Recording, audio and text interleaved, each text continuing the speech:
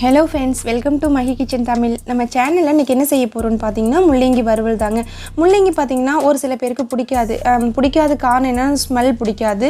ஆனா இந்த மாதிரி வறுவல் மாதிரி செஞ்சு சாப்பிட்டு பாருங்க. கண்டிப்பா அந்த ஸ்மெல் கொஞ்சம் கூட இல்ல. அவ்வளவு ஒரு டேஸ்டா இருந்துச்சு. வாங்க இப்போ எப்படி செய்யலாம்னு பார்க்கலாம். நான் ஒரு 3 முள்ளங்கி எடுத்து கட் பண்ணி வச்சிருக்கேன். அதாவது ஸ்லைஸா ரொம்ப மொத்தமா இல்லாம நல்லா ஸ்லைஸா கட் பண்ணீங்கன்னா டேஸ்ட் நல்லா இருக்கும். அதுக்காக தான். அடுத்ததா நம்ம தாளிப்பு ரெடி பண்ணிடலாம். கடாயில ஒரு 2 டேபிள் ஸ்பூன் அளவுக்கு எண்ணெய் ஊத்திக்கிங்க.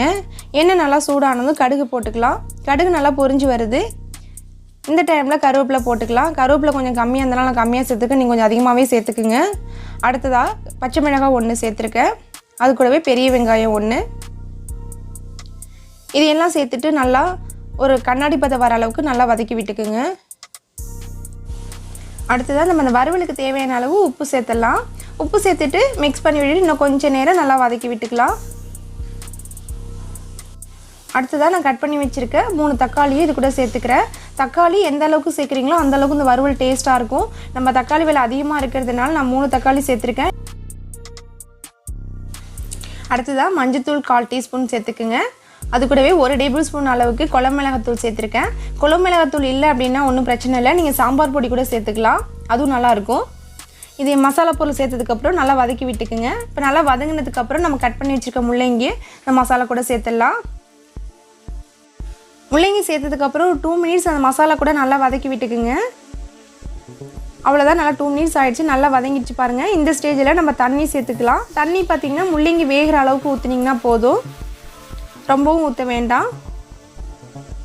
தண்ணி சேர்த்துட்டு நல்லா கலந்து விட்டுட்டு ஒரு 15 நிமிஷம் மீடியம் ஃபயரில் வச்சு நம்ம குக் பண்ணிக்கலாம். முள்ளங்கி அப்படின்னு சொன்னீங்கன்னாவே நிறைய பேர் மூஞ்சி சுளிப்பாங்க, ஐயோ எனக்கு முள்ளங்கி வேண்டாம் அப்படின்னு சொல்லுவாங்க. அந்த மாதிரி வேணான்னு சொல்கிறவங்களுக்கு இந்த வறுவல் மாதிரி செஞ்சு கொடுத்து பாருங்கள், ரொம்ப சூப்பராக இருக்கும், ரொம்ப விரும்பி சாப்பிடுவாங்க. முள்ளங்கியில் நிறைய மருத்துவ குணம் இருக்குது. எனக்கு தெரிஞ்சதை நான் ஒரு சிலது சொல்கிறேன் உங்களுக்கு. சுகர் பேஷண்ட் ரெகுலராக சாப்பிடும்போது சுகர் கண்ட்ரோல் ஆகுது. அதே போல் பார்த்திங்கன்னா ஹீமோக்ளோபின் லெவல் கம்மியாக இருக்கவங்களும் இது ரெகுலராக எடுத்துக்கிட்டிங்கன்னா ஹீமோக்ளோபின் லெவல் அதிகமாகும். இப்போ பாருங்கள், முள்ளங்கி நல்லா ட்ரை ஆகிடுச்சு. இப்போ நம்ம அடுப்பை ஆஃப் பண்ணிடலாம். அவ்வளோதாங்க, சுவையான முள்ளங்கி வறுவல் ரெடி ஆகிடுச்சு. இதை வீட்டில் செஞ்சு பாருங்கள். செஞ்சு பார்த்துட்டு கமெண்ட் பண்ணுங்கள். நாங்கள் போகிற ரெசிபி உங்களுக்கு பிடிச்சிருந்துச்சின்னா மஹி கிச்சன் தமிழுக்கு சப்ஸ்கிரைப் பண்ணிக்கோங்க.